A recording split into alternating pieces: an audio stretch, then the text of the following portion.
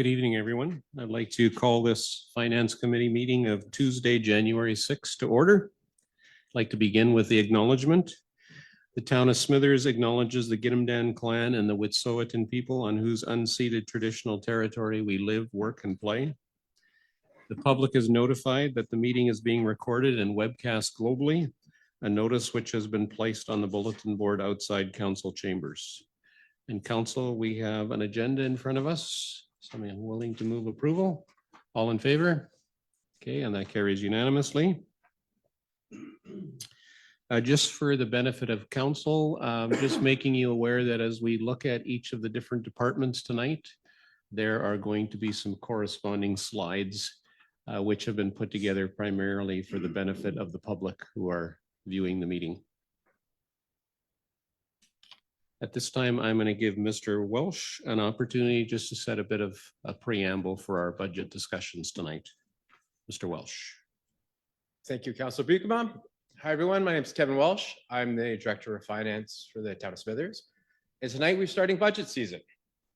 At October 14th, the council meeting, we were presented the budget approach for 2026. The approach was recommended that council consider the town's operational budgets at the January 6th committee meeting. Accordingly, staff have prepared the operating budget schedules for council's consideration. What's going to happen?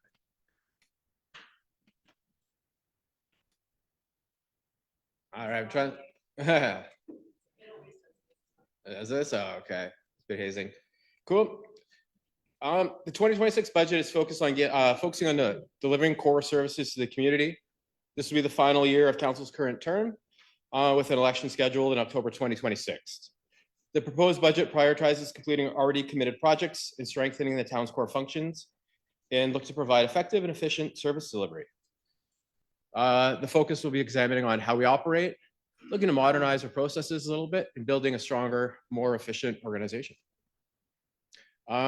Our 2026 organizational focus is on council strategic priorities from our strategic plan for council prepared.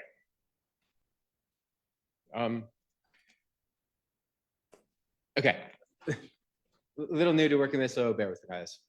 A bit of our focus is the town recently expanded providing new services to the public. So we're kind of looking to focus on how these services are administrated. Operational improvements are kind of internally focused, focusing on focusing on our processes to improve efficiency, consistency, and service reliability. Also, part of this is getting improved access to reliable data to support evidence-based decision-making, and continue to embrace digitization to improve service delivery and staff effectiveness.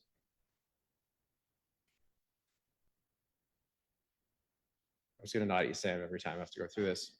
One of the big things to think of is in the past couple of years is we've added a lot of new services, specifically communications, community safety officer, occupational health and safety, HR, and asset management, to name a few.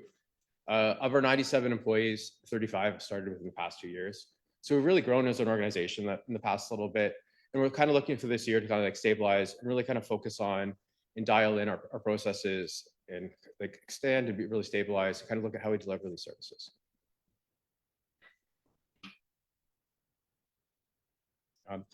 As we noted in the budget approach, kind of main things we're looking at is the police budget, recreation and community services, library services, the airport budget, and financial sustainability. Some of our key principles from the 2026 budget approach is sustainability, plan to manage growth, transparency, value for money, asset stewardship, and risk management, risk awareness. Based on the budget providing council and everyone here, this budget proposed is about a 4.79% property tax increase. Please note these are draft amounts now, and this will change over the course of a budget. But this is a general guideline for the information presented and what we're seeing. Overall taxation is really driven by a $203,000 increase in the RCMP taxation to close the funding gap. Council has given past direction for 11 full-time officers. Historically, this is coming in around 9.2. Based on our discussions with the RCMP, we expect them to be around 10.5 as they're able to fully staff the requested service we've requested. Another part of this too is our infrastructure levy. There is, based in the guidance in the 2025 financial plan, there's an additional $125,000 tax to bring the amount we levy for infrastructure to just shy of 1.2 million. This is also expected to increase another $125,000 in 2027 and then remain stable after that. General municipal taxation, which funds general operating services, is forecasted to increase 161,000 or 2.46%. This is required to maintain current service levels as directed by council. Cool. As I present this, a couple general rules of thumb to note. Every $10,000 change in spending results in a 0.1 property tax change. So a $25,000 increase would roughly equal a 0.25% tax increase. One of the things I have to factor into this is inflation. Inflation is forecasted to be 2.3% annually. And we have some key variables, like, as you know, we're in negotiations right now. Final numbers will depend on that. One of the big things is approach is establishing a baseline for operations. Every director of finance will kind of approach things and how they manage services and account for some things a little different. A lot of this for myself being new to this position is setting a baseline to kind of manage and control your organization as we go forward. And as of this, we have no major or drastic changes will be expected during this budget cycle. So one thing I always like showing is an accountant is a balanced budget, and I got to see like the whole picture. So a lot of this is kind of going through is how I fund things and our expenses. So tonight, just showing the full picture and how I count in for property tax and everything. This is how everything goes. The key focus tonight will be on operating expenditures in the lower half, which are budgeted for $19,720,000. So as I approach this, we're going to go down line by line and go through the operational budget. We'll present this and have a discussion with council. They can ask any questions. We can go through each section by function, and each function manager will discuss it. Starting off the bat, we got council. And council discussion will be led by Director Schroeder. Mr. Schroeder. Thank you very much, and I'll pass it over to CAO Dewar. Thank you. So yeah, looking at the 2026 council operational budget, as Director Welch mentioned, it maintains a consistent level of service delivery. The budget increases from $314,300 to $333,000 in 2026, which is an $18,700 increase, or 5%. With that, the majority is caused by a $30,000 increase, which is going to be allocated towards council orientation. As we have an election cycle coming up, there will be the responsibilities of having a proper orientation for the new council. Additionally, we are seeing a $10,000 carryover from 2025 to 2026, and that's for the UBCM community-to-community grant. Offsetting some of these costs, we've actually found some efficiencies in the budget, and so we are reducing the council committees and meetings budget is reduced to $15,000 or by $15,400, and that basically aligns with spending patterns that we've noticed over the last several years. Council, any questions for Mr. Dewar on council? Councilor Ray. Actually, this is more through to you, Mr. Chair, is just if we're to propose changes, are we going to go into the details later on, or are we going to the details of each one as we do it? The intention is to go into the details of each department as we cover it. Yeah. Okay. So one thing that it's not a huge amount, but I noted that council contingency could probably be reduced. It's 6,000 every year. I think the year before we spent 100. Next year this current year we spent 500. There are a lot of things that we used to use council contingency for that have been operationalized. So thinking that, you know, we have a couple of asks from the library and I believe the art gallery later on. I'll move that the committee recommends to council that council contingency be cut to $3,000. Or yes, to $3,000, and that amount is adjusted going forward in the 5-year plan as well. Any further discussion on that? Sorry, so just to be sure that it's not a flat 3,000, Yeah. because it goes up by 100 every year, I believe. So we'll start this year at 3,000 and then go there. Okay, all in favor? Okay, and that carries unanimously. Thank you, Councillor Ray. I noticed Mr. Dewar jotting that one down.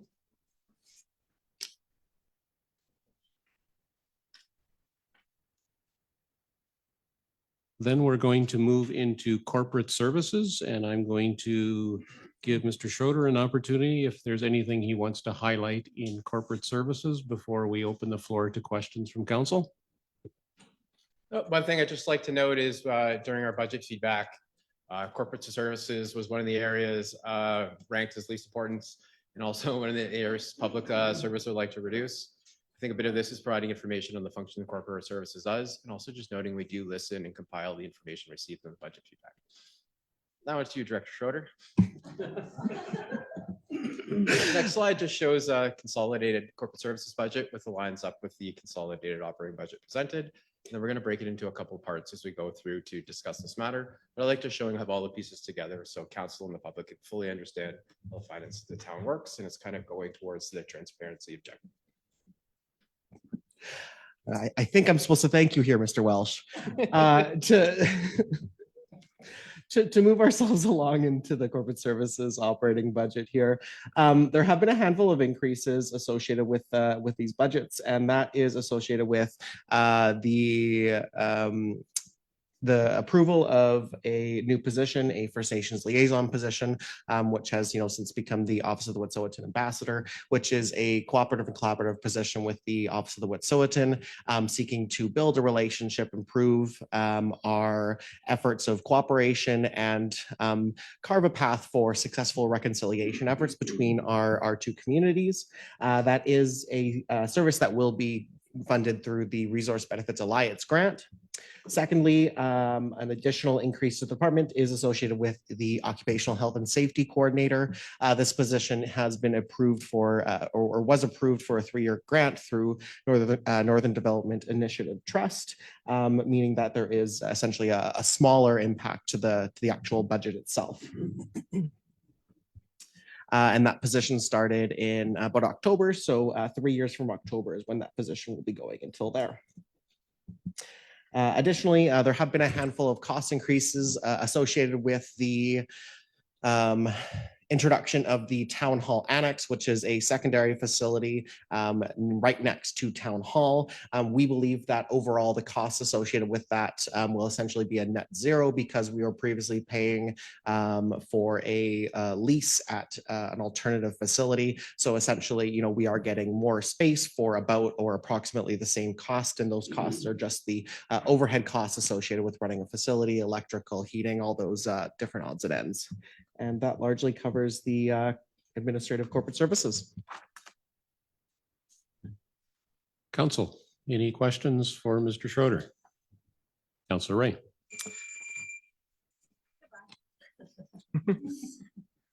I hope that isn't some indication of what he thinks of my questions. It just for the municipal elections, and this I think might be more toward to Mr. Welsh, that we have $30,000 for the election that's been funded.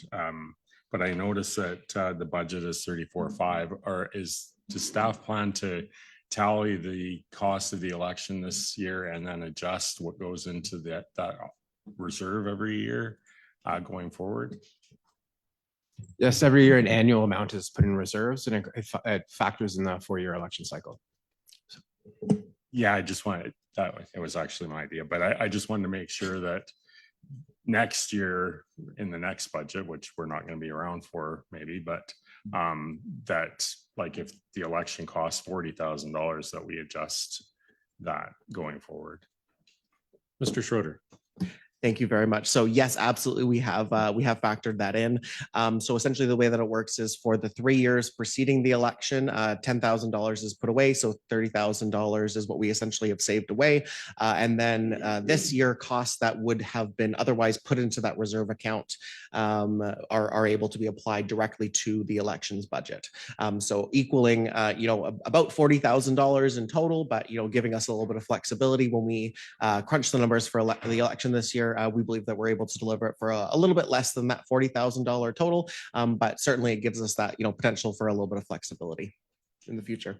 Thank you. Thank you, Mr. Schroeder. Anyone else? Question for corporate services? Mayor Attrell. Oh, thanks, Chair Buikema. Just relating to the IT costs, just not following the bouncing balls. So in the note, if I'm reading it properly, oh, I wasn't, I had the wrong line. Never mind, I just got it. Had the wrong note. Got it. Yeah, it's very small It's print. very- Thank you.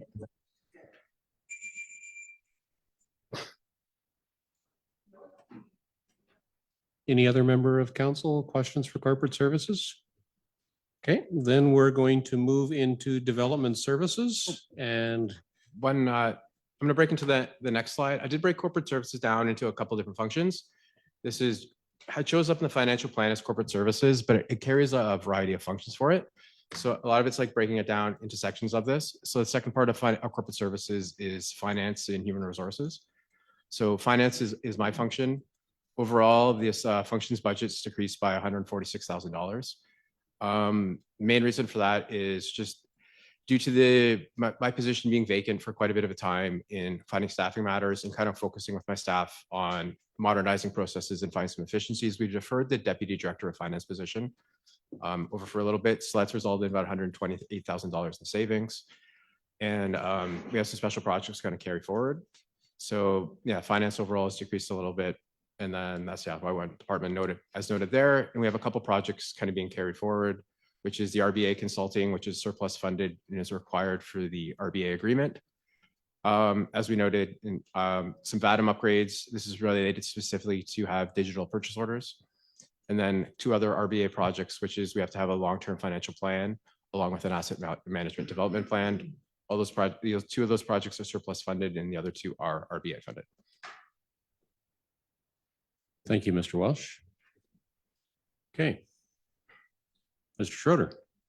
Thank you very much. Moving into the human resources function, when we looked at the cost allocation for staffing, it looked like the human resources position that was approved way back in 2022, so a couple of years now, wasn't actually being fully funded in previous years of budget. So one of the things that we're doing is ensuring that that position is fully funded in the 2026 budget.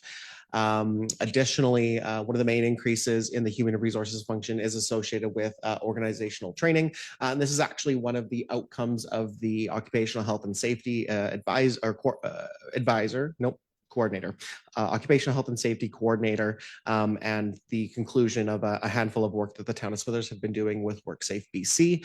The goal of this is to ensure that all of our positions have the training, skills, and supports that they need to perform their duties safely and in a manner that's compliant with all the associated legislation, whether that be provincial through WorkSafe BC or at the federal level through Transport Canada and other government agencies. Thank you, Mr. Schroeder. Councillor Ray. So one thing that I've noted going through all the numbers is that the training travel budgets seem fairly lean. Knowing how much it's costs for a counselor to go to something, I was just wondering if staff could comment on whether that might need to be increased in the near future.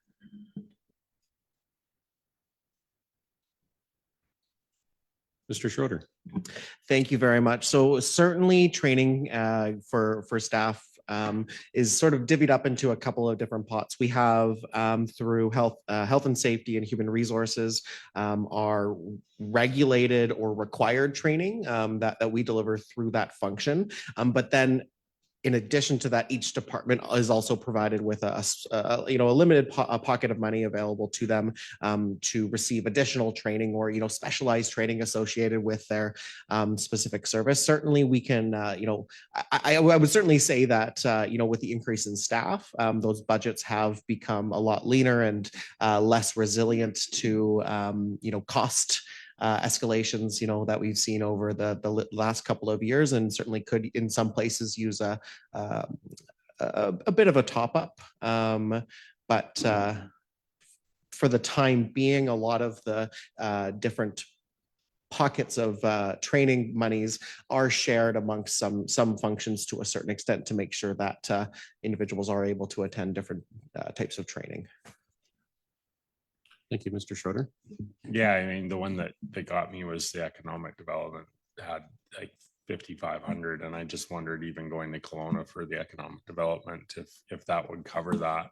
And I appreciate a lean budget, but I want to make sure that council is still supporting the organization and make sure that they're getting the training that they need and able to attend the functions that they need.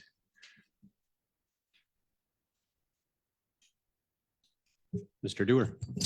And that's one that we can certainly follow up, and we'll double check with all of our staff. But so far it's been identified that the budgets are sufficient. But what we'll do is we'll confirm that and we'll bring it back for the consolidated budget meeting with any changes that may be required. Thank you. Yeah. Thanks, Mr. Dewar. And Mayor Attrell. No, thanks, Chair Buchanan and Councillor Ray for raising it. I think, in the last couple of years, we have made some progress in being able to have staff attend certain things. And, just speaking from my own position, it is beneficial to have staff attend meetings along with council. Staff view it, particularly the CAO or the corporate officer, being able to have someone who hears the same information through an operational viewpoint is extraordinarily beneficial. So when that look is taken to ensure that if we're attending, even the natural resource forum that's coming up, that there is capacity. Sometimes it's a time capacity, I appreciate that. But if we need staff to be somewhere with us, that there is a possibility that that can happen. Thanks. Thanks, Mayor Attrell. Okay, duly noted. Okay, at this time, we're going to move into development services. And because Mr. Allen is not with us this evening, Mr. Welsh is going to walk us through development services. Perfect.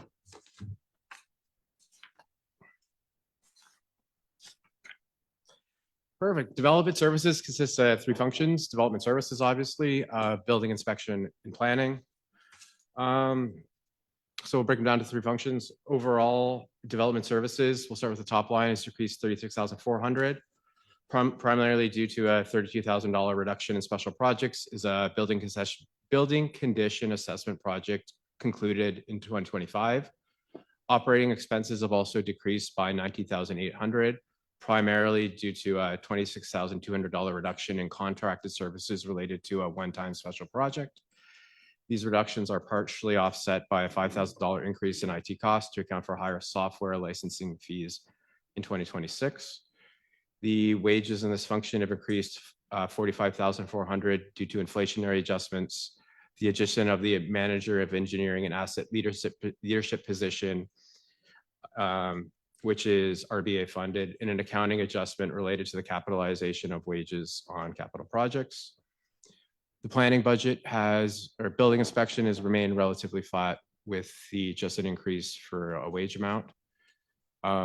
Planning has increased 57,000 overall, 16,000. This is primarily driven by wage increases and an increase in contract and membership fees, specifically having some more membership fees as we've had a second planner on staff and they're going through their designation. I have a couple of special projects on there, which is a subdivision servicing bylaw update, which is reserve funded, along with a grant funded natural asset inventory project, which is being carried forward from 2025. A housing initiative project, which is $105,000, which is grant funded, and a legislatively required accessibility plan, which is $35,000, which is surplus funded. Thank you, Mr. Welsh. Council, any questions relating to development services? Councillor Leonard. I'm just curious if someone can speak to the subdivision servicing bylaw update. It just wasn't on my radar, and maybe just some background. Is that just an update just in normal course of operations, updating that bylaw? I believe it would be, and I'm not going to speak too heavily into it without Mr. Allen here. Mr. Lawrence. Through the chair to Councillor Leonard, I will attempt to do my best effort here, but the reason for the update of the subdivision servicing bylaw is to further align with the MMCD specs to be more modernized. That bylaw is quite out of date and is time to be updated. Thank you, Mr. Lawrence. Mayor Attrell. Thanks. What is MMDC specs? Master municipal document in construction.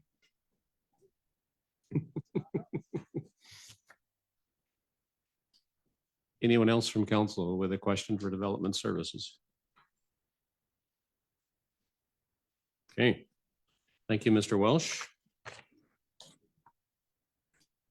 Okay, then we're going to move into community services. Quite a few pages on community services in our package. And Ms. LeBlanc, is there anything you'd like to highlight for us? Thank you. So just to clarify, this community services, is that you? Okay. This covers administration of community services and engagement and communications. Bylaw will come separate, as well as transit and recreation.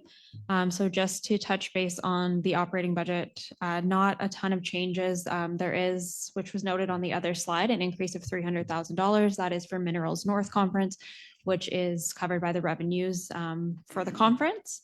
So coming into community services here, there is a bit of a change in, sorry, did you want me to touch? Yeah, I'll go on that one.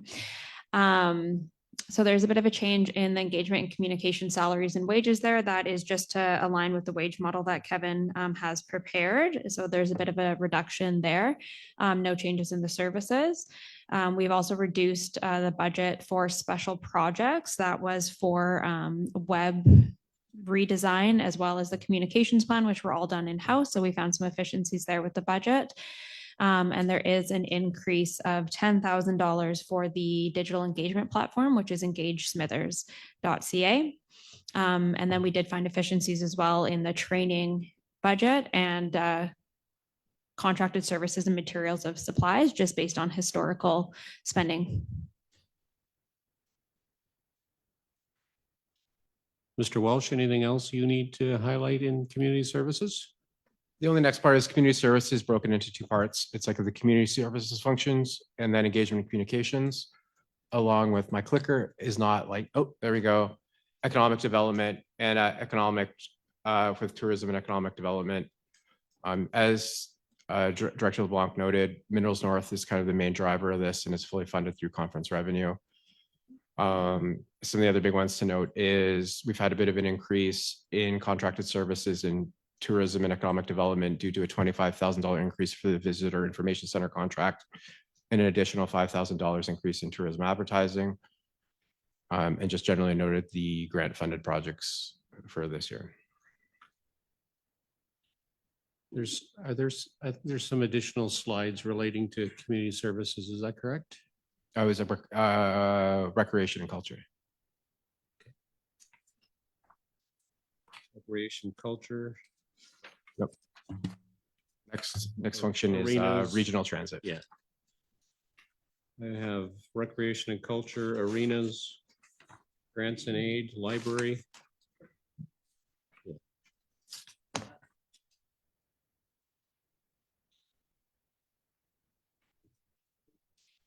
Yeah, I can keep going through each one, or if we wanted to break those into, if you wanted to go over just the community services, the initial one, and then economic development, Okay. tourism, and then transit, whatever council prefers.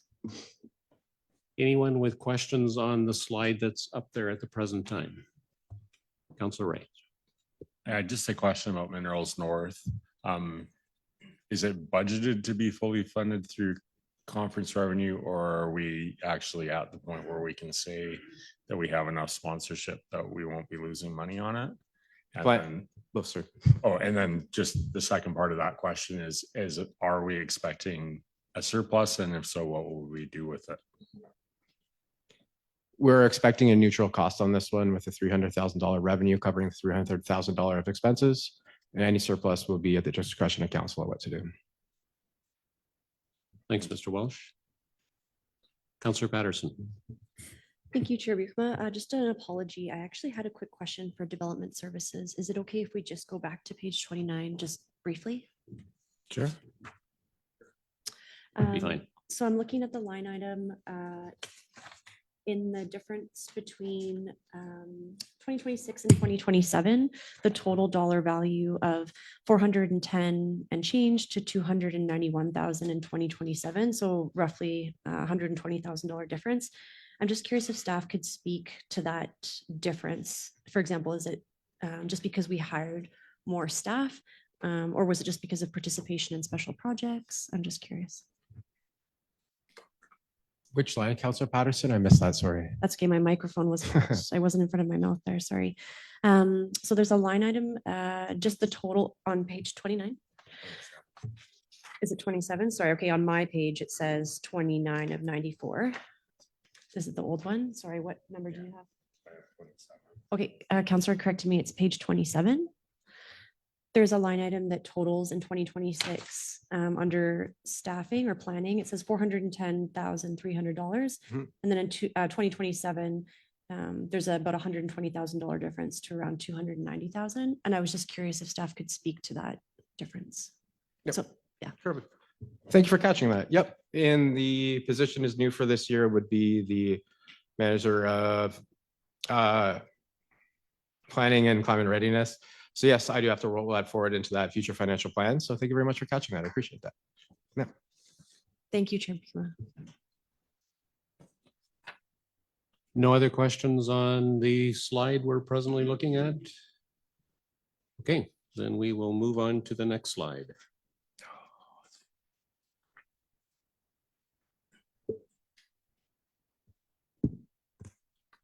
Regional transit. So for the regional transit, there is not a significant change in the budget. There is a reduction of about 11,800, which is a reflection of getting 2 new buses this year. So mechanical costs have gone down. But otherwise, no major changes. Thank you, Ms. LeBlanc. Mayor Etchell. Yeah, thanks. It's mostly a memory question that Ms. LeBlanc might be able to help with.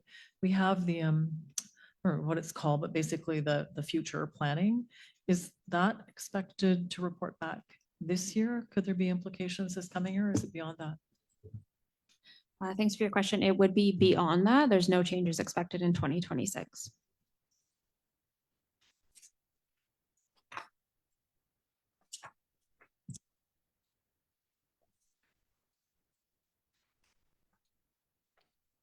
Next slide. Recreation and culture. Recreation and culture consists of our arenas, parks and playgrounds, general, all the kind of recreation areas the town maintains, and also including the grant and aid function. Overall, this function's increased $78,000 in total. Main driver of this one obviously is wages, as wages are allocated to the different functions. There's been a bit of an update in the arena. I'll talk about that in the next, we'll talk about that in the next slide. And just some general upticks in general operating costs. The main one is you'll see a large increase in the arena operating costs of 26,300. The main driver of that is the property insurance allocation. Every director of fine arts, property insurance I allocate based on insurable values. So calculating the 2026 property insurance value, a chunk of that should be allocated to the arena, so hence the increase. We will break this down into the arenas and then grant and aids in the next upcoming slides. We can discuss that in a little bit, and I'll pass this over to Director Lawrence. Yeah, so in the arena function here, the committee will notice that there's some increases in wages, and that's for alignment what we've been seeing historically. We are seeing overtime costs in the arenas and trying to align that way. Staff is working in 2026 to reduce those costs and have started some initial planning. Besides those, there are standard inflationary costs across the board, but that was the big indicator there for the committee's information. Thank you, Mr. Lawrence. Questions on recreation and culture or arenas? Councillor Leonard. Can you just talk about the recovery rate? The recovery rate, yeah, our recovery rate was kind of hoping to be around 50%. And as we're kind of going through, we're kind of working with staff on that right now. As we've noted, we've identified the issue with the overtime in the arenas. And Director LeBlanc has some comments in regards to arena revenue. Yeah, so one thing I just want to note with the actual 2025, this is posted from, I believe October was the last time it was posted. So these aren't final numbers for 2025. We also did suffer some operational setbacks at the beginning of October with the Civic Center. So that will reduce some of our revenues. We are also, as Director Lawrence noted, we are working on our efficiencies with our revenue when it comes to our scheduling at the ice time. So we are looking to increase that to 50%. That is our goal for 2026. Thank you, Ms. LeBlanc. Mayor Attrell. Yeah, thanks. I appreciate the comments about the overtime and what Mr. Lawrence offered. I just wondered if your anticipation is that we would hear back on some of that during this budget processes, or is it, excuse me, or is that for further down the year? The intentions to sort of the overtime challenge. With the considerations with overtime, there are quite a few human resource hurdles. So it's likely that council won't hear back until after budget process has been completed. Okay, if I may just then, so for now, the overtime at whatever the number is, 42,000, that's what we're looking at as approving. Okay. $42,000 is the change. The budget is increased to $67,000. Yeah, thanks for that. Okay. Anyone else? Councillor Leonard. I just want to put the thought out there that obviously this is a specific user. So maybe user fees could be considered when you're kind of doing your analysis. I mean, it's a great community asset, but not everybody uses it. So those fees should be taken into consideration. Thank you. Thanks, Councillor Leonard. Councillor Patterson. Thank you, Chair Bukuma. I just wanted to say that I had a similar comment around just doing an assessment of fee for service. Thank you. Councillor Ray. Well, I don't disagree. I remember how expensive playing hockey was for my children. And yet, on the other flip side, we expect no fees for a lot of the culture services. And I just, there might be room somewhere along the way for a little bit of discussion about philosophy on that. I was discussing with Mayor Attrell last night that I don't see them as being separate. To me, they're all recreation. They're what you do with your spare time. And they're all important, but it does seem a little bit, I know the arena is expensive, but if you added some rent and stuff onto, say, the library, that library is going to be as expensive as the arena, yet all the programs are free. So just some food for thought there. Councillor Ray, I think Mr. Dewar, you. Yeah, and I think that one thing that's important to keep in mind here is we're certainly looking at the rate of return for the arena, and that's one that we're hoping to make improvements. We've identified overtime as a challenge, and it's one that we are looking at solutions to eliminate or mitigate some of those costs. And with that as well, the fees and charges bylaw will be coming back to council in the near future. And that's one we brought before council in terms of just general principles leading into it. So certainly there would be opportunity for council to look at it at that point in time. But as mentioned, certainly we have identified a situation where there's opportunity for greater efficiency, and certainly staff is going to be looking into that throughout the course of the year. And we hope to continue on the path of improvement. Mayor Attrell. Yeah, thanks, Chair Bukuma. Councillor Ray said something that speaks to me, and it would be just a future conversation really on philosophy. I mean, we are a service provision organization. That's what we do. And so to what end we feel we ought to support culture and recreation is probably a worthy conversation. At the end of the day, all of those things deliver great benefit to the community. There are reasons why people live here. So on balance, I lean way towards supporting them.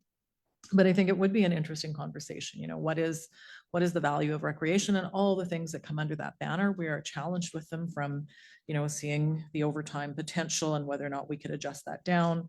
What are the user fees? What are we going to do with the extra grant and aid requests? And it's, it gets a tussle when you're just looking at the dollars. Like, can we save 1,000 here or save 1,000 there? And at the same time, wanting to make sure that we're delivering full value to residents that make their lives good. And for those that were sitting at this table during the pandemic, we know exactly what happened to the community when access to recreation became less available, and it was real hardship on people. And so I think that's why I'm saying, I think the conversation would be worthy, without the pressure of the budget. So we'll get through the budget process, and then perhaps it is a worthy conversation. What do citizens want? Ms. LeBlanc has done a good job of outreach for folks to get some insight, but if it was focused just on recreation and the value, I think it'd be really interesting at this table. Thanks. And Councillor Raven. Just to jump in a bit is rather than going straight to increasing user fees, I'm looking forward to seeing what staff are doing to mitigate the overtime.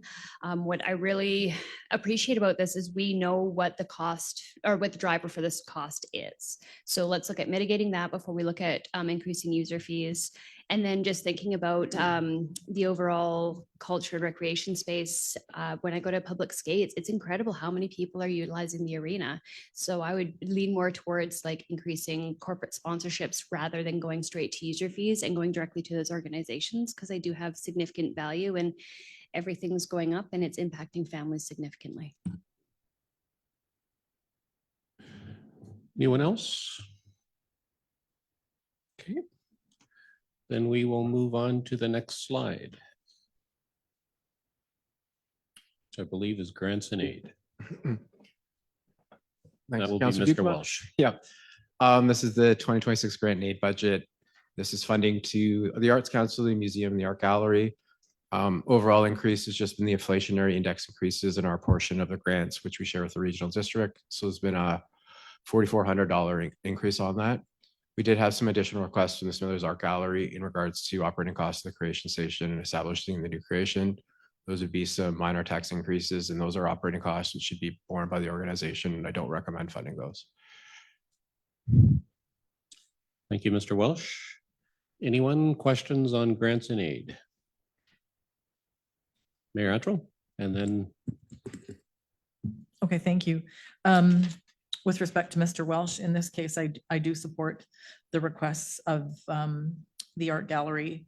I think when we look at the grant and aid provided to the gallery compared to, and I asked Councillor Ray, because the memory here is longer than mine, if we can figure out like, how did we get to these base amounts for the organizations? And none of us here can actually remember, it's way before my time. When we see the grant and aid to the gallery and to the museum, they're the two that are comparable in front of us. I don't have any rhyme or reason why one is what it is and the other is less. And so, that is influencing my opinion on this, in that I think, the art gallery experienced probably more of a hardship in the past year than other organizations. And so at this point, I do support those. And I'll wait before I make a motion. I realize Councillor Leonard had her hand up. I don't know if it's on that thing, but I'll wait at any rate. Councillor Leonard. Sorry, there. I was just going to agree with Mr. Welsh and just get it on the table that I don't support the additional requests. I do know that the gallery is reaching out to businesses for corporate sponsorship. So they are, they are reaching out to other avenues of funding. And I think that sometimes you have to sort of let that be. And in terms of why we're supporting the gallery less than the museum, I mean, I don't know, because I don't know the history, but I would guess that it's probably based on budget and or was way back in those days, because the art gallery budget is quite a bit smaller than the museum budget. But yeah, I think, you know, if we agree to this, next year there'll be another ask on top of our funding model. And it just, if we allow it to continue, it will continue. And Councillor Raven.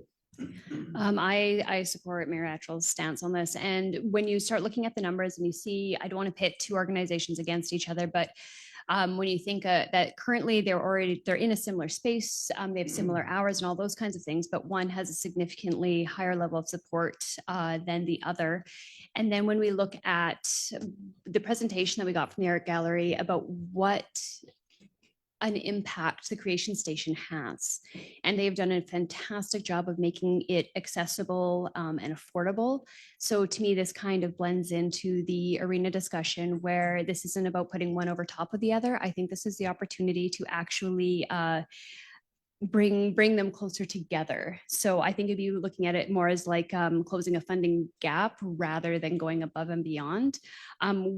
And also understanding that this is a one-time ask, they're very clear for what the reason is. So I don't think that this would necessarily, you know, open the floodgates.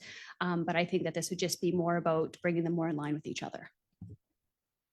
Thank you, Councillor Raven. Councillor Ray. I wasn't here for the presentation, but if the increased cost of operating the Creation Station, that request would then, I would assume, go into the base funding. So this, I think that would be a going forward. This will be something I expand on with the library, but we basically had a building that was sitting empty. We tried to rent it. So we did I think, a good thing for the community by allowing the art gallery to use that. It was never intended to be permanent. So what happens here is what we're looking at is an increased level of service. Going back to that conversation at the beginning and then very recently. And what happens is there was no actual real cost to us there. We were letting them use an empty building. We don't account for the value of letting somebody use a building in our accounting, which maybe I think we should.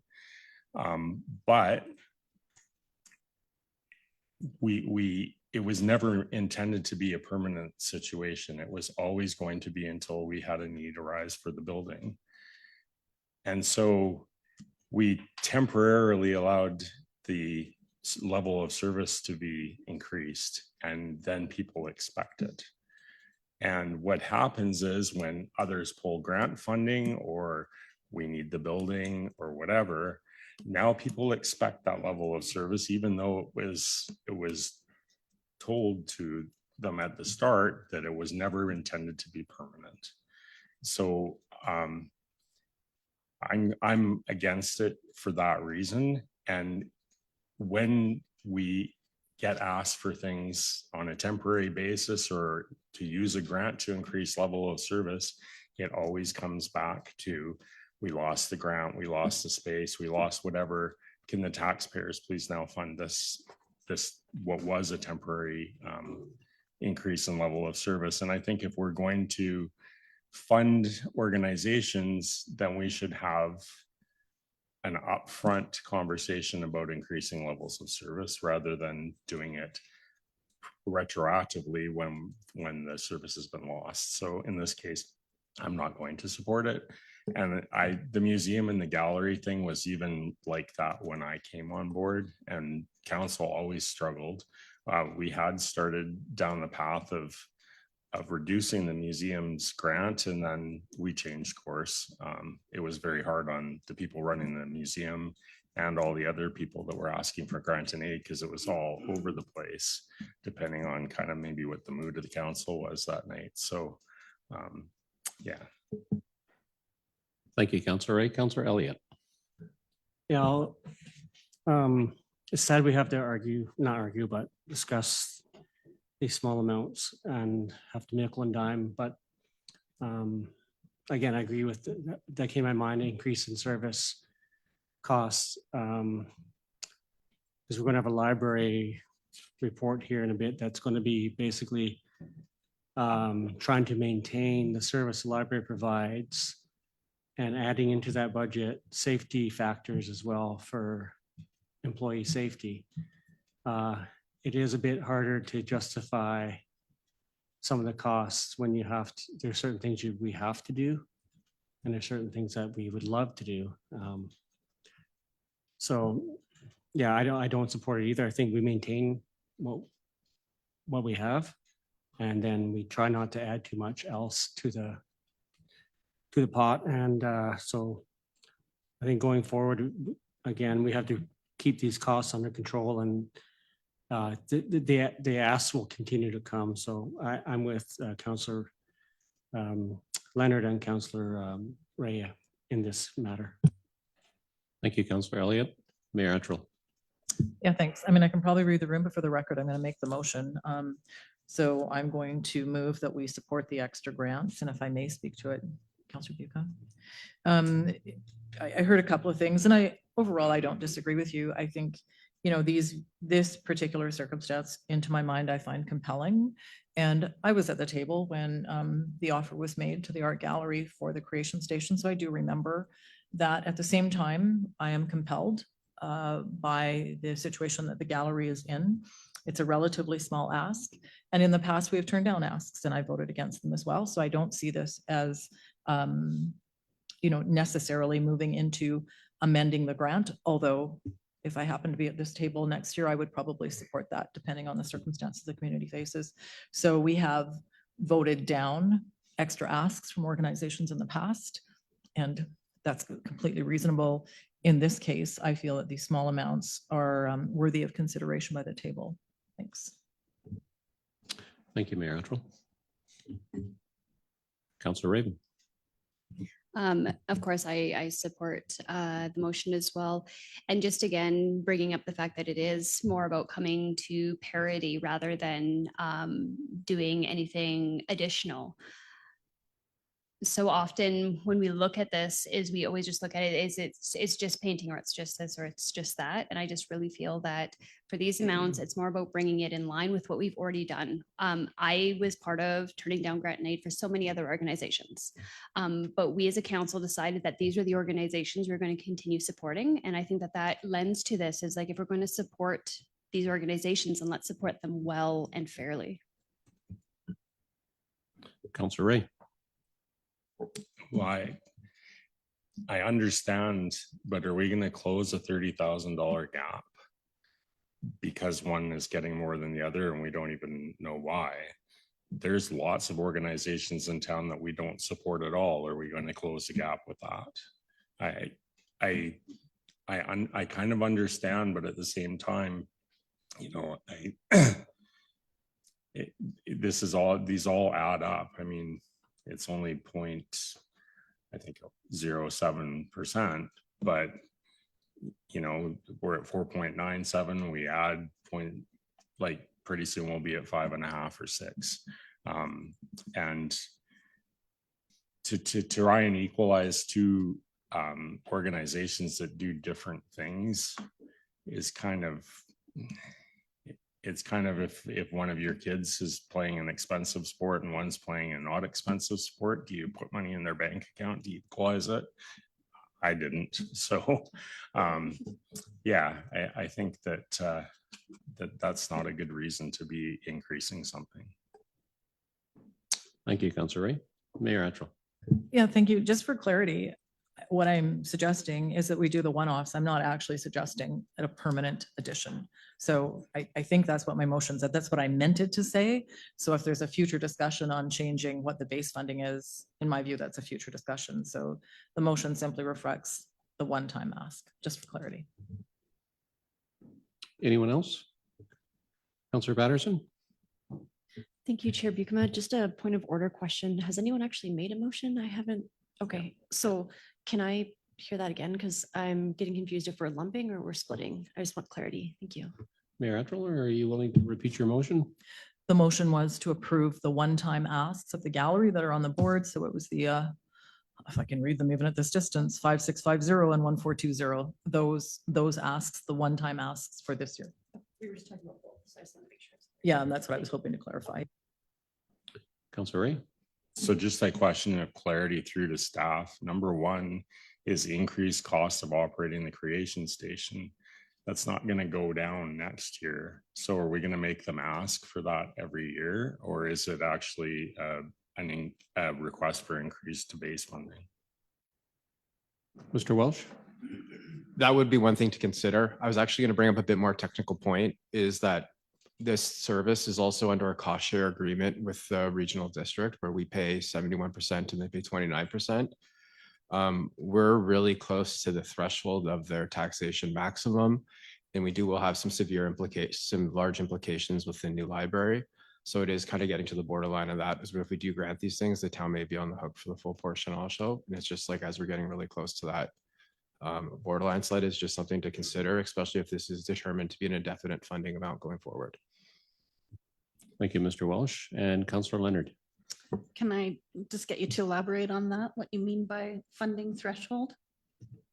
The recreation and we have a cost sharing agreement with regional district for recreation and culture, in which there's service area A, which is split between the regional district and the town. The regional district has a maximum tax amount of 0.85 cents for $1,000 of taxable value. So with the some ballpark numbers is the total requisition maximum was $597,000 in 2025. Total town costs maximum requisition was $597,000. The total requisition for the town is $567,000. So I just had a $30,000 increase for their maximum, and we're gonna have some big implications coming forward with the library. So a lot of this will be dependent on assessment values in the future, what determines service levels determined with the library. So it'll be something to discuss a little bit, probably a bit more during the library budget and during the consolidated budget time. Thank you, Mr. Welsh and Mr. Schroeder. Thank you. Just briefly respecting the specific question about whether or not this would be approved in future years, the motion is, we understand it is that these are all one-time costs and would not be approved in future budgets without the approval of council. Thank you for that clarity. Okay, I'm going to call for the question. All those in favor? Okay, and opposed? Okay, and that is defeated. I was a no as well. So that is defeated 4-3. Yes. If I may, I think the thing that Councillor Leonard asked and Mr. Welsh was answering it, that is actually a really interesting conversation. And for as long as I've been here, I struggle to fully understand the implications of those bylaws. And I've had the same conversation at the RD table. So someday when we're feeling like trying to understand the relationship of those bylaws regarding recreation, we also have them for like fire services. It would be a really good little lesson in how that funding works. And on the recreation side, how that threshold is always just a little bit of an axe over our heads, what that means and how difficult it is to change at the RD. So I think in future conversations, that's a really worthy one to have as well.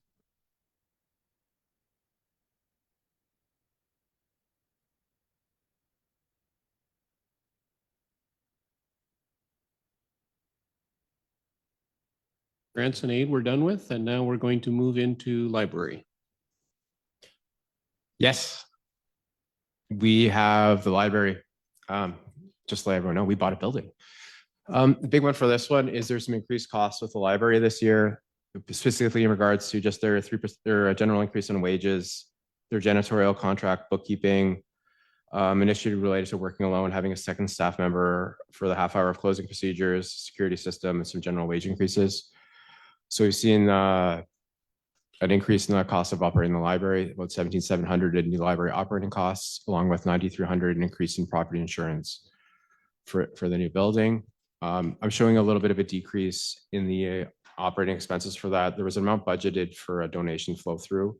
I've just taken that out. I've taken that out just to kind of only record that in actuals because donations are one-off and non-reoccurring. So there's a general acquisition we're seeing the budget of that go up 1.96%, with that being about $29,000 in increased operating costs of the library. So I've based in their base operating costs going forward. The library also has some additional asks in regards to having a second staff member on Saturdays, 3 adult staff in the building during regular opening hours, some increased child and youth programming, and a lot in adult and general audience program increase also. So there's about another $30,000 in cost increase proposed. I do recommend the increased funding for this, as we're going to see some increased costs in the library going forward with depending on the service level provided, and there'll be some additional costs in operating the new building. So this would also be an incremental step of kind of creeping the taxation on this one going forward. We don't have the future forecasts of what the operating costs for the new library will be. This will be something staff will be working for as we get our design completed and determine the full impacts of operating the new building. So with my increase already proposed, I do recommend the increase in service the library is asked, because this will kind of help start bridging the increasing costs required to operate the new library building. Thank you, Mr. Welsh. Councilor Ray. So just a question in the report, it says that for 2026, the base library operations have increased from 411 to 456. So what's up there only the town share? Correct. And the impacts on taxation is only the town share. Much like Grant and Nate, I only report the net town's cost to this, which has been historical practice. Unless somebody else wants to ask a question first, I'll go into my spin here. So just in the report, going from 411 to 456 is an 11% increase. The asks are another, and this is overall, not just town share, but with the ask is an additional $46,395. That's a 22% increase in the library's budget.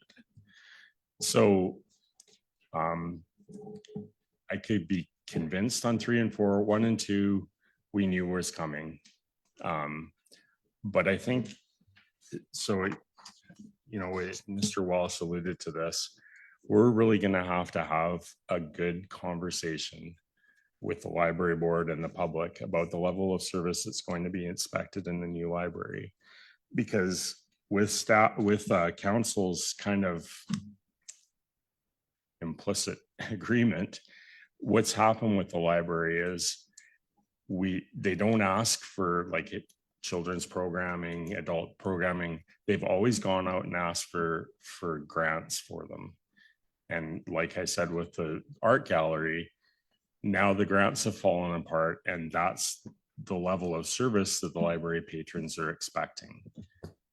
And what I would like to get away from in the new building is this cycle where the library board goes out and gets a grant, and that adds to the level of service. Then the grant disappears and they come to the council asking for an increase in taxation to cover this level of service that council never really discussed, because we were all happy that they did it with grants. I would like, and it can be whatever it is, it's probably going to be more expensive in the new building, but I would like, going into the 2027 budget, never mind if I'm here as a counselor, even as a taxpayer, I would like the library and the library patrons to know what level of service they can count on going forward, so that we don't have to worry about 1 year we have children's programming, 1 year we don't, 1 year, really drill down into what the base is going to be for service level at the library, and then make it perfectly clear that if the library is successful in a grant for adding something, that it's a one-time addition. Because otherwise it makes it hard on the library board, it makes it hard on council when these asks come to us, and it makes it hard on the public because they don't know what level of service to expect. So I just think that, I think we're all pretty excited about designing the inside of the library and everything, but what council really needs to do to set the library up for success is have that. What is the actual level of service that's going to be in the library? What are the programs that are going to be in the library? And then we can figure out how much they cost and everything.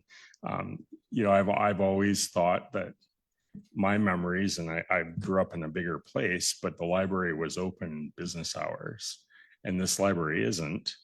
And I think in a new building, I think there will be an expectation that there's stronger hours. So I'll wait for others to make their arguments for 3 and 4. I do support 1 and 2 and see what everybody else says. Council. Councillor Leonard. Yeah, I will admit that I was actually against all of it and purely from a tax increase point of view. I was really struggling with saying no to 1 and 2, sort of justifying that position with, we are going to be moving. There's this year in between, but we are going to be moving. So security risks are different, will be different in the new location. And I think ultimately I just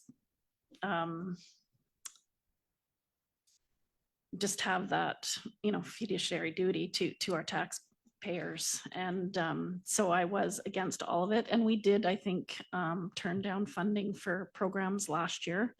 And, to Councillor Ray's point, here they are back again, asking for programming to be covered. And they just need to find a way to get it somewhere else other than off the backs of taxpayers. But now Mr. Welsh has said that he supports it, and I never really thought of it in terms of, just cost increases going into that building, because of course there will be. So with that said, I guess in a way I could support an amount, just a general increase, not tied to a specific request, to soften that blow over a period of time, because it will look very different next year, and we will have to have probably a tougher discussion than we are having tonight. So I'll just keep the thoughts there for now. Councillor Elliott.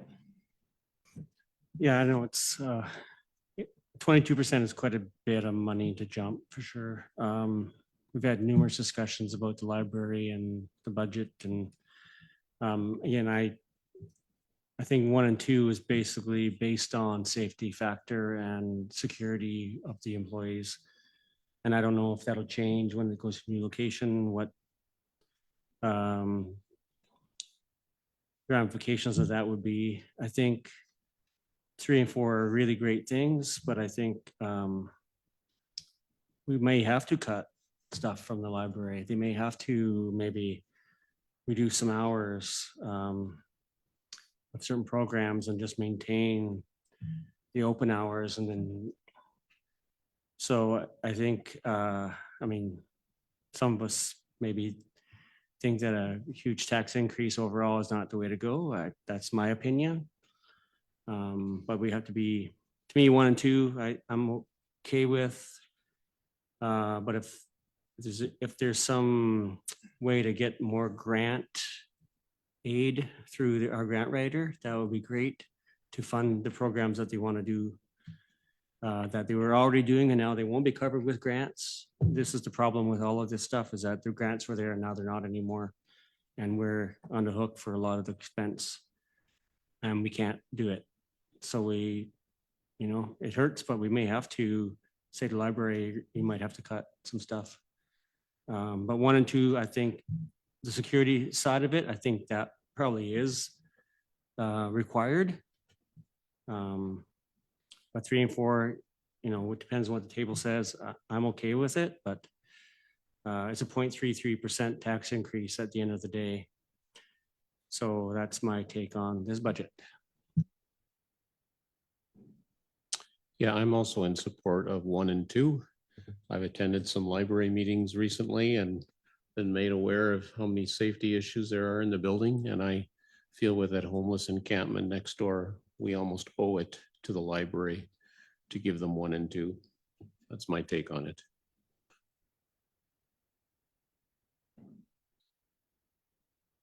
Councillor Raven. So just knowing how this is probably going to go, I understand it, and maybe just something that the library can think about is perhaps that third staff in the building could coincide with some of their increased programming thoughts. I don't know if that's a possibility or not, but just trying to be a bit creative, but I definitely support 1 and 2 as well. Mayor Atchell. Yeah, thanks. I seem to be stuck in, the things that we need to talk about. People are talking about the next budget, but there is a chance by the time we're doing the next budget, we'll, be moving the library into the building and we'll be living with whatever the result is. So it may be that we have to deal with some of this in advance, even post this budget, in one of those conversations we've been talking about. I can probably be persuaded either way with 1 or 2 or 3 or 4. I mean, I do generally support, but I'm hearing the concerns of folks. I think one of the other realities, and we heard the premier at the end of UBCM said, when there's more money, there'll be more money for libraries. I mean, part of the challenge is there's also a provincial responsibility to libraries, and that funding hasn't been addressed, if my memory serves me right, since 2010. And so libraries across British Columbia are struggling. And so in a different meeting, when we're talking about resolutions that seem to go nowhere, I think it's worth trying to keep pressure up through our access to the province collectively as local governments to say that now we're paying at our level for something that collectively we share responsibility for. And if there were a slight increase in library funding by another order of government, this pressure would be less here. And other than that, I do agree the time will come for all of our services. We struggle with the arenas, and whether it's outside organizations like library and museum and gallery, at some point, there's a breaking point. So residents are going to have to tell us what they want their money spent on. And the opportunity is for them to make, to support these operations personally, if they're important to them. And I don't know how we find that mix. So at this point, I'm not sure how I'm going to vote. We'll see how it goes. Councillor Ray, are you ready to put a motion on the floor or? Almost, Okay. but I just wanted to, through to Mr. Wells, similar to the art gallery. Are these framed as additions to base funding, or are they framed as one times? I'd probably like to clarify with library staff, the top 2 would be base funding, and then the bottom 2, the big issue with them is their grants have dried up, so they can't operate the program anymore. So it's kind of like you said, once grants come, it's an expected level of service. So I should probably clarify. I'd like to clarify a little bit with the director of the library and get back to that, please. Okay, I'm actually willing to make the motion for 1 and 2 to be added to base funding. And my rationale is right now they're in the old building. But if you're moving to a building the size of the Heartstrings building, I believe that it should be staffed appropriately. I mean, we can design it so that, maybe the circulation desk has the whole library in view. I don't know. But when you're moving into a bigger building, you require more staff, just even for safety. I mean, you can be anywhere in town here and have an unsafe situation happen. And if there's only one adult in the building, it's not a good situation sometimes. So my building is quite small. I have at least 2 staff on at all times. For that reason, it's not super safe to just have one person in a building trying to watch patrons, trying to watch what's going on in the washroom, et cetera. So I will move that request number 1 and 2 be added to the base funding for the library. Any further discussion? Otherwise, I'll call for the question. All in favor? And that carries unanimously. How are we doing, folk? Do we need a break? Or are we ready to plow on? A break? Okay. Okay. Yeah, I see. What are we at there? 6:14. How about if we convene at 6:25? Okay. Thanks, everyone.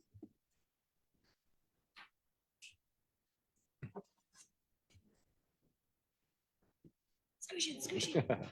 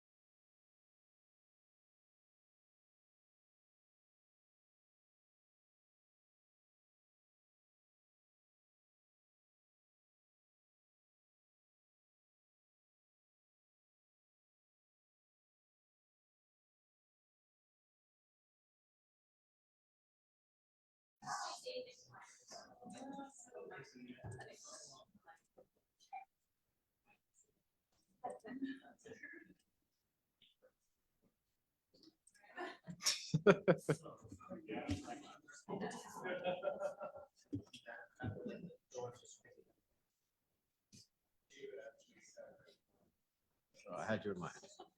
So.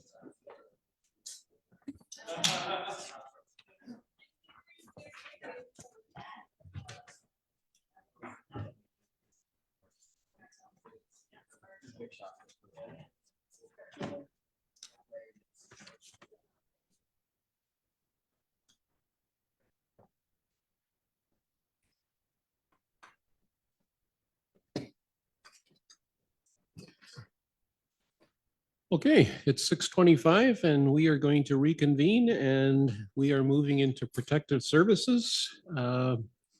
Chief DeVries, anything you want to highlight before we start looking at the slides? Nothing ahead of time. Sorry. Thank you. Okay, let's have a look at those slides.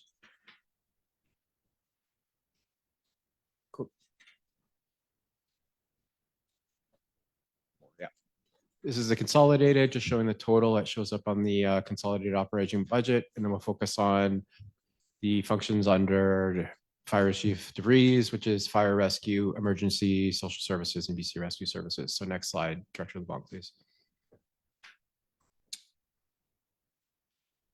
All right, thank you. And I appreciate Director Welsh explaining to me what the pluses and negatives on the percentage increases mean. I was a little confused in a previous meeting, but you could see our total budget is actually decreasing slightly, but that is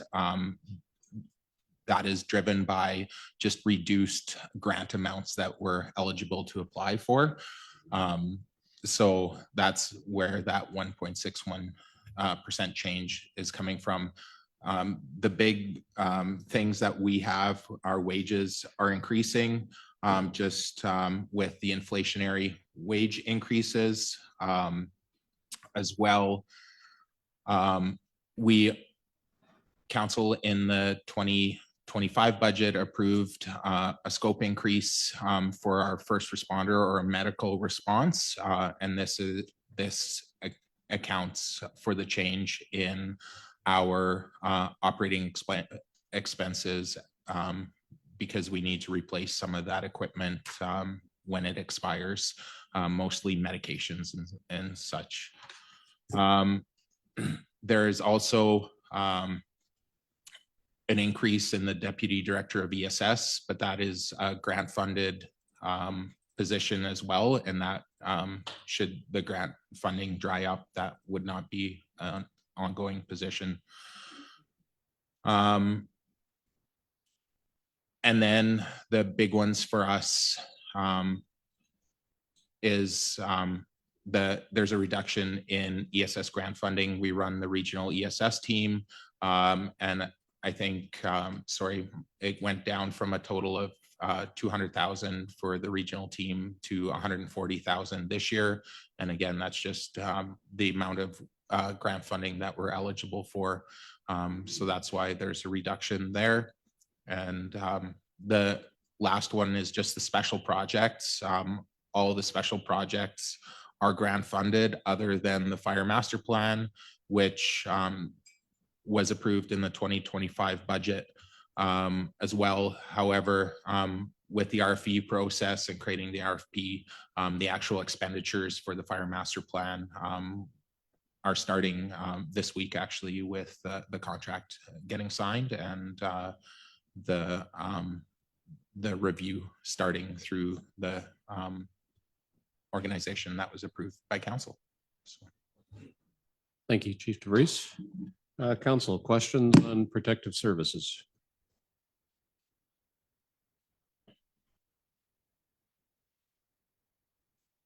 I see no questions. We're going to continue. We are now moving into RCMP, and I believe it is either going to be Mr. Welsh, Mr. Dewar, or both. Back on protective services, Councillor Bukema is broken into two parts with the fire, Chief DeVries's parts, and there's also bylaw enforcement, animal control, and the community safety office, which is a responsibility of Director LeBlanc. Thank you. So again, in bylaw, no major updates this year. We do have an increase in wages as we do have a second community safety officer. That includes their wages and training as well has gone up. We do have a reduction with the community safety office. That's largely Citizens on Patrol is up and running, and they are using a town vehicle instead of leasing a vehicle. So we found some efficiencies in reducing those costs.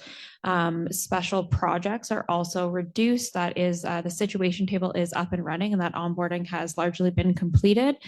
So there's not a large ongoing cost for that project. Thank you, Ms. LeBlanc. Questions regarding bylaw services?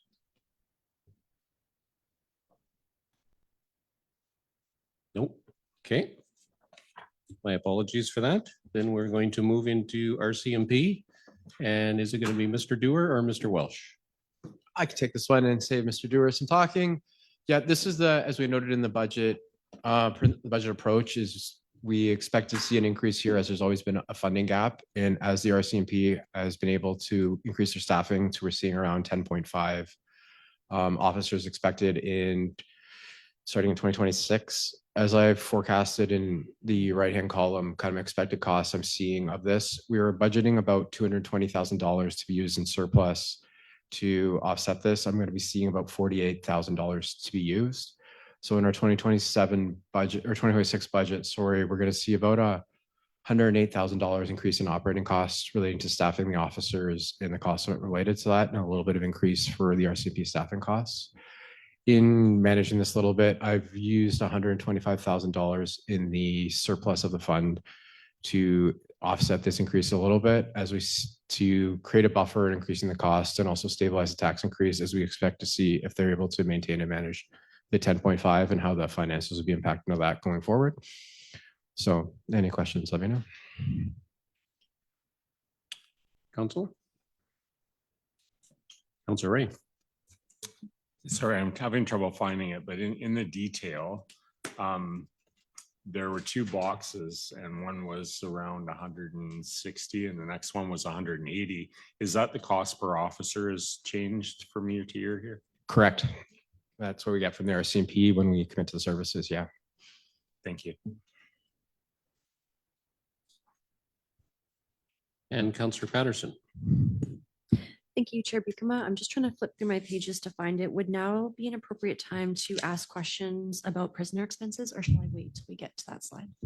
Prisoner expenses is including in the operating costs. And there's one thing we have seen increase in the past little bit. I believe it was Sergeant Law, who's now Commander Law, mentioned he was looking into how those costs were charged from the province, and he did believe he found some efficiencies. So we're hoping to see that kind of roll forward for the town in 2026. And this will be one function I'll be significantly monitoring throughout the 2026 fiscal year. Thank you so much. I'm remembering now when he presented that, and I was so thrilled. Thank you so much. My pleasure. Anyone else?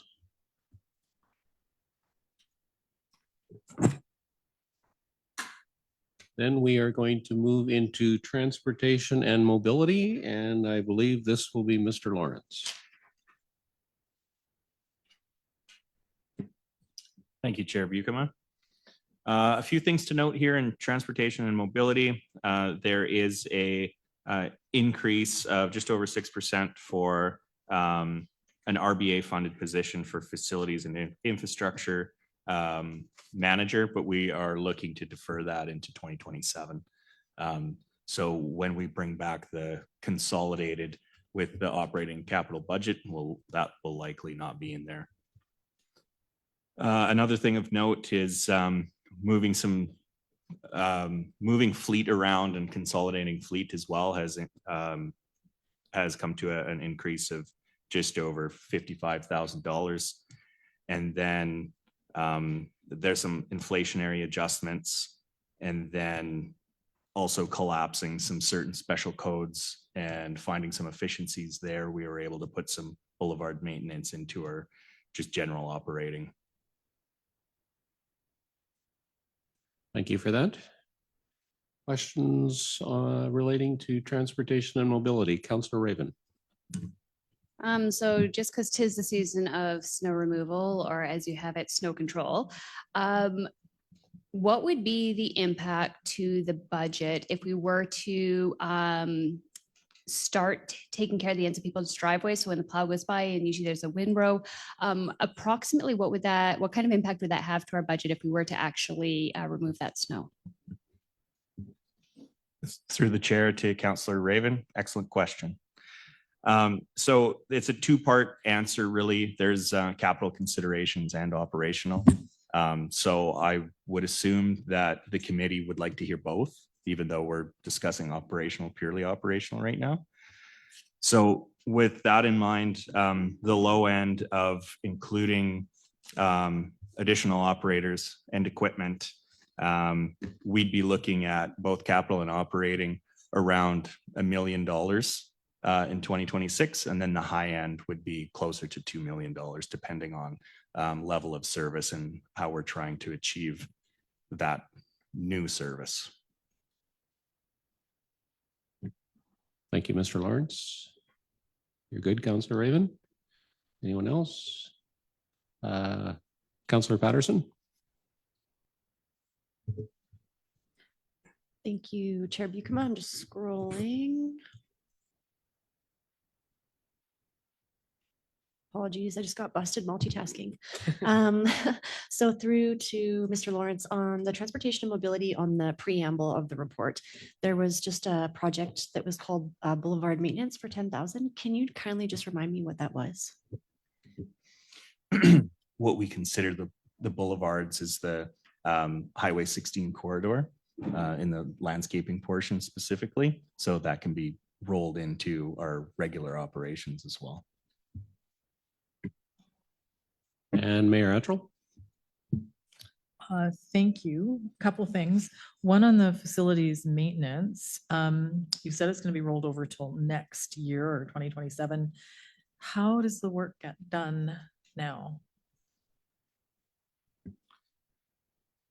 Through the chair to Mayor Attrell, there are multiple departments involved in facility maintenance. So it is a shared responsibility that we're looking at providing more focus to, and to be able to roll that position out there.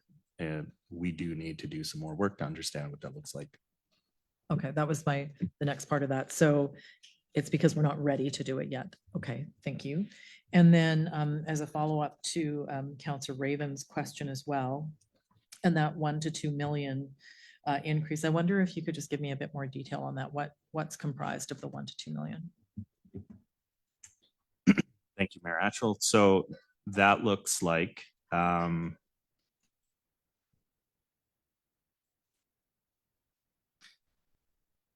staffing wise, that looks like 4 to 6 staff, depending on level of service that we would like to achieve.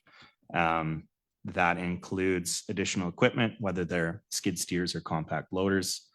And then with the operational cost of including the staff, there's wages, benefits, overtime.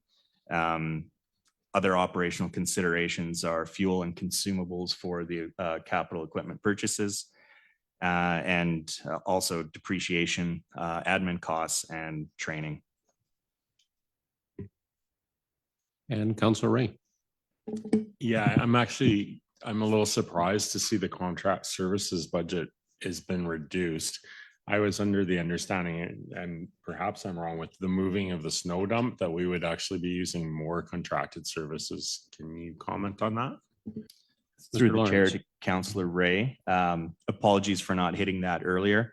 I meant to touch on that as well. That will be a 2027 operational cost, as we're finishing up the 2025-2026 snow year. We're only going to hit a small portion, 2 months of 2026 snow year, and then the new budget kicks in with the additional $90,000 increase in contracted services. Thank you. Anyone else? Okay, then we're going to move on to solid waste and recycling, which is also Mr. Lawrence. Thank you, Chair Bukema. Just have to get my bearings here a little bit. So we have fairly standard inflationary costs for wages here. And then also of note here is encampment costs. And with the encampment costs, there's the $117,000 that it is year over year, with some improvements that have been made over in the encampment and some assistance with other agencies. We're expecting those costs to go down, but as a safety measure, we've left them in place for now. So that's why it's reflected that way in the budget right now.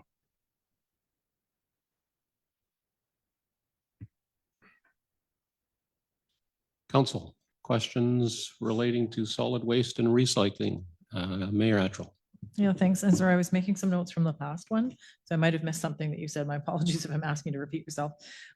Just in the narrative with the 117 for security is like, I just wonder why security is in the encampment or in the solid waste recycling. Is that what you just said? No, I'm sorry if that's what you just said. Through the chair to Councillor Attrell, the 2025 financial plan included the encampment under solid waste and recycling. So I've maintained the presentation of that in preparing the 2026 budget. And the security costs, show up there. I've just kept all encampment costs in one function. Okay, if I may, going forward, because it seems like probably we're going to have this, like, whether it's the same way that we do it now or not, but having a security budget, I don't know where I really think it should go, but I'm not sure it makes sense being there. So it's just sort of it's affecting the solid waste and recycling budget by holding it there when it's not actually that. So again, I don't know where it should be, but I'm not sure it should be here. I appreciate why you're saying that, but going forward, it would be good to be able to keep track of those encampment costs easily when we're not you, because you probably can. Anyway, thanks for that. No. And Councillor Ray. Somebody shoot me a dirty look if this should be in camera, but I noted and now remember that we've only funded security through to the end of March, and there's nothing in this budget for continuing it through the summer. It's my opinion that the security has helped quite a bit. And I think if we remove the security, we'll get that same summer influx of criminal activity. So I don't know if staff needs to bring back a report, or should I just make a motion that we use RBA funds to extend the contract through to December? Ms. LeBlanc. Yeah, thank you for that. So we are preparing a report on the effectiveness of the security. I think it was a 3-month trial that we had kind of set when we originally did this. So there will be a report coming to council either by the end of this month or in February. And then at that point, you may be able to have a better idea of the effectiveness of the security. Okay, I'll leave that for now. Thanks for that. Yeah. Anyone else? Okay.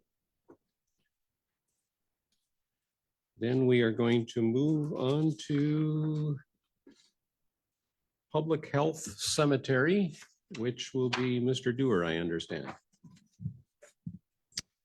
Yes, thank you. So with this budget, we're essentially maintaining the level of service. You'll see a very slight increase to the budget, and that's just due to inflationary costs. Anyone? Questions relating to Public Health Cemetery? I see none. Then we will move on to Water and Sewer, which again is Mr. Lawrence. Thank you, Chair Bukema. We're seeing your regular inflationary costs here. We're looking at the municipal fund, the utility fund, mostly as status quo going into 2026.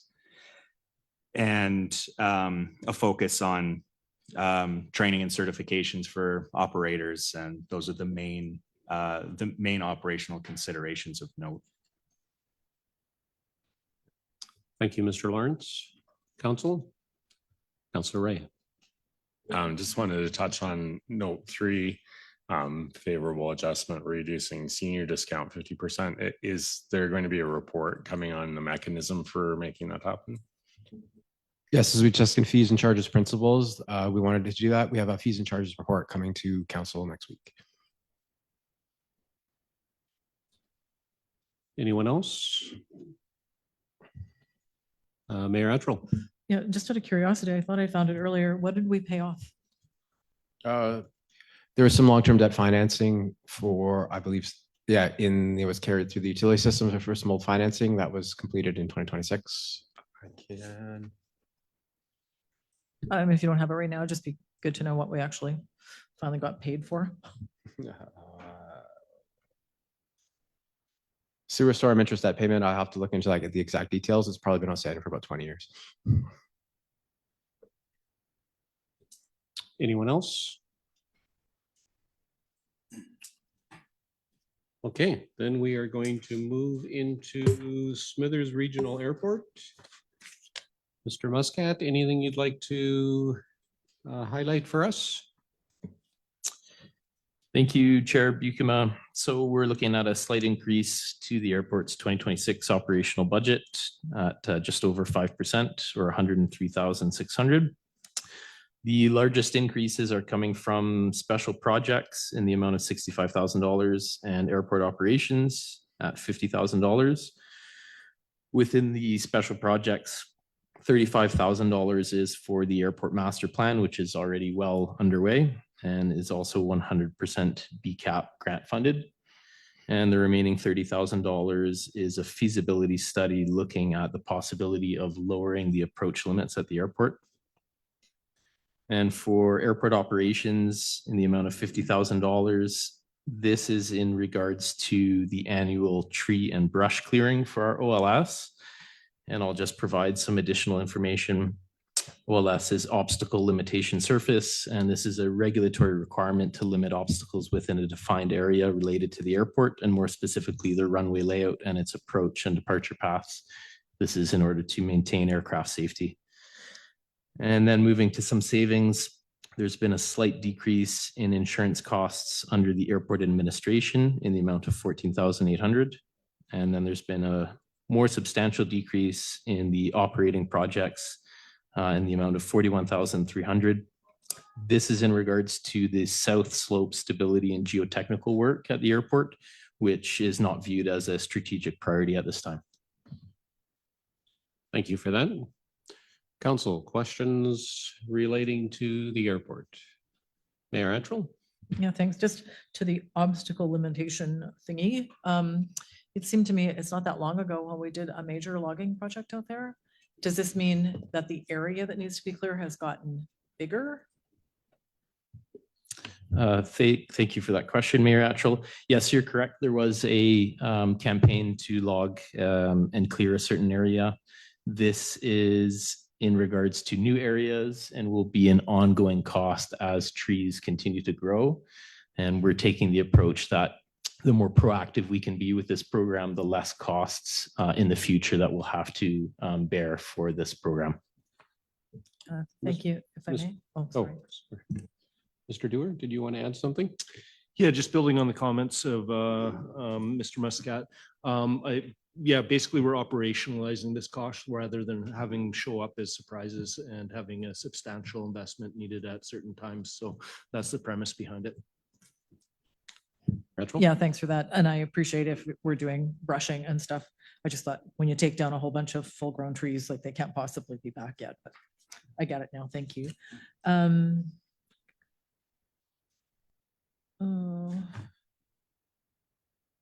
leave it because I've lost my train of thought there. Sorry.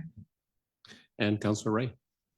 Yeah, I think we've discussed this before, but I just, the airport improvement fee, if we're taking $5 out of it and putting it into operational, is that an actual allowable use of an airport improvement fee? Not by our bylaw, obviously we can change our bylaw, but I recall it being only for capital was my understanding, but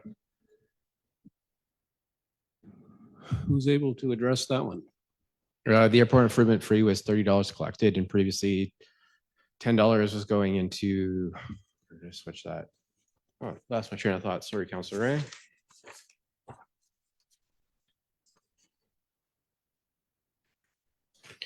Previously, of the $30 collected, $10 was going into the reserve and $20 was used for operations. So we've just switched the allocation between down from $10 to $5 to support airport operations, because we don't have an airport we don't have no airport to support. We can't improve infrastructure. I can look into that a little bit, but from what I've seen, the allocation is perfectly fine. Councilor Ray? yeah, that might be a discussion for another venue. We have a report in the airport coming in next week. I will provide some more information on that then at your direction. Anyone else? Okay. Mr. Welsh, do you want to just walk us through the expense breakdown then? Yeah, the one thing I just like showing is trying to provide nice visual financial information. As someone like myself who loves staring at numbers all day, sometimes there's different ways of showing it. The main thing is showing is this budget maintained the status quo. A breakdown between operating expenses and salaries and wages in special projects has relatively maintained the same. There's just been a little jump between the percentage of grants as going from 1% to less than 1% due to the inflationary costs of salaries and wages. But overall, this budget maintained the status quo to ride out council's final year of service. And we're going to kind of focus on looking at our services and how to effectively and efficiently administer them to the town. So we've changed a lot in the past little bit. But other than that, thank you very much, guys. And any questions and concerns, I'm always open for discussion. Councilor Patterson. Thank you, Chair Buchema. I have a giant smile on my face because my only question for you was, do you have some kind of schematic that could be something like a pie chart with percentages of what you might recommend would be sustainable for a municipality? But may I ask that question? Like I'm treading lightly because I know I can't ask staff necessarily for like a broader recommendation. But when we go back, if we can, Ms. LeBlanc, to that slide, when you talk about status quo, could you just expand a little bit on that? Because I couldn't help but when I was reading through the report thinking, you talked a little bit about tipping points. And I guess I'm just curious, at what point do we need to have a more strategic conversation about how much can we contribute to grant and aid? How much can we contribute to partnerships? Especially thinking about the provincial government sort of scaling back on a lot of the grant and aid programs that we rely so heavily on. I'm not sure if my question's clear, so I can repeat it if I need to try. Generally get the scope. And a lot of this too is I'm new in this position, and this position was empty for about 1.5 years. So I'm really looking at just keeping status quo for this, establishing a solid baseline so we can really kind of review our services and also look how we present information to council and staff for making decisions. And a lot of it, as I said in the very first staff, is establishing a baseline for going forward. Because a lot of this for me, it's new and it's going through this, and I'm trying to work with council and everything of going forward. So we can kind of look at those measurables, find metrics, and kind of look in like where we should kind of shift and like put our strategic priorities towards. So a lot of it's like getting a baseline. I think that's great questions, and it's something I hope I can give a better answer for in the future. Mr. Dewar. Yeah, and just building on the comments of Mr. Welsh, we will be having an election this year. And as we onboard a new council, certainly we'll be moving through strategic planning as well as looking at the levels of service and explaining that to the incoming council. And so with that, there will certainly be opportunity for discussions about levels of service across the community. If I may, Chair Buchema. Yeah, go ahead, Councilor Patterson. I just wanted to say, I hope that if there's any key takeaway that anyone who's listening in or the community takes from this, it's just the exceptional amount of work that is apparent that staff took in looking to how you could reduce increase to taxation through efficiencies. I think that was apparent throughout the report. So I just want to say as a taxpayer, I deeply appreciate that. And I was really impressed that we started at under 5%. I know we were just shy. But yeah, I'm really looking forward to future discussions. Thank you. Yeah, I think, as a follow-up to Councillor Patterson's question as well, that in many ways it's up to council. I don't think there's a limit that says, we could spend 1 or 2% on grant. I mean, it's up to us working with the community to say, how do we best use our common resources? And difficult conversations as we had tonight, because whatever we choose to spend, if it's through grant and aid or any allocation on projects, our major source of income operationally is taxation. But it's up to us working with the community, how we choose to tax and how we choose to spend that money. So it's, can be daunting, as we saw this evening. And I have one other comment, but I'll save it to just before we close, if that's all right. Are we doing 6.2 or are you? We're considering doing that? 6.2, yes. Okay, then I'll Yeah. wait. Anyway, yeah, just before we move into 6.2, just want to thank you, Mr. Welsh, too, for putting all those slides together. I think for any members of the public who are watching the proceedings tonight, I think those slides were really helpful. And then we are going to move into agenda item 6.2, and I believe, Mr. Welsh, you will be taking that item as well. Thank you, Chair Dewar, or Bukema. This report should be received by council. The budget implications presented in Director Wright's reports were factored in the library discussion. So as we have had the direction from the Finance Committee to provide to council based on the discussions earlier when we were discussing the library. Okay, did anyone have questions about any of the material in 6.2? No. Councilor Ray? There's just one thing in 6.2 that caught my eye, and that's that the book acquisitions budget has been suffering.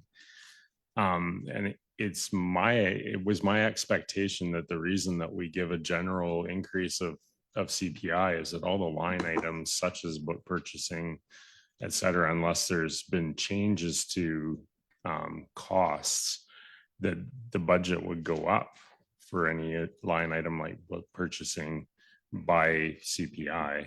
You might not be able to purchase as many books, but I wouldn't have expected the actual amount of money being spent to go down. Did anybody have any comment on that? I was kind of surprised by that, that's all. Anyone? Maybe that's a question Councillor Elliott can find an answer to. Thank you, Chair. I could do that. I have no idea at this moment what the answer to that question is.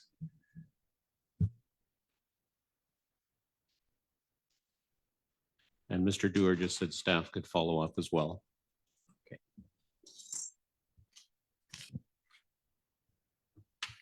Okay. Okay, I think, do you want to make a closing comment, Mayor Attrell? The only thing I wanted to say was just extend a thank you to staff. Budgets are a lot of work. Councillor Patterson touched on it, and as well to you and Councillor Leonard, who are not done, but thank you for the extra work you're taking on in this. Appreciate it. Councillor Ray. Yeah, I also, I've been doing this a long time, and COVID really threw off the budget process.